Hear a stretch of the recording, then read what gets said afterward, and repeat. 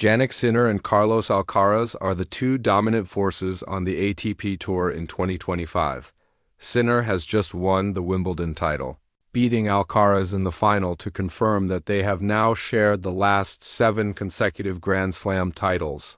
The last man not called Sinner or Alcaraz to win a Grand Slam singles title was Novak Djokovic, who won the 2023 U.S. Open. However, with Djokovic now moving closer to retirement, another ATP player has made his claim as a potential contender to the dominant duo of Sinner and Alcaraz, Holger Rune believes he is not that far away from Carlos Alcaraz and Jannik Sinner. That player is world number 9 Holger Rune, who lost in the first round of Wimbledon this year.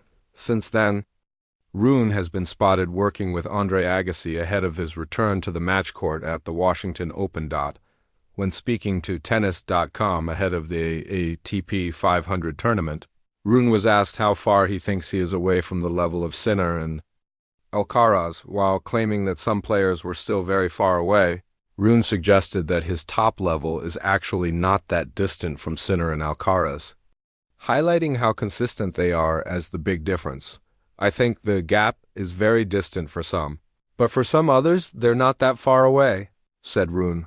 "I'm going to include myself when I say we're not that far away. I see my high end of tennis to be really, really high, so I just have to lift the button, really, and stay more consistent to win more matches. I do need to stop feeling like I need to play spectacular tennis all the time to beat them." As Rune continued to show confidence in his own ability, the Dane admitted that he was not satisfied just being a top 10 player and instead wanted to reach the summit of the ATP rankings. "It all comes down to what you want.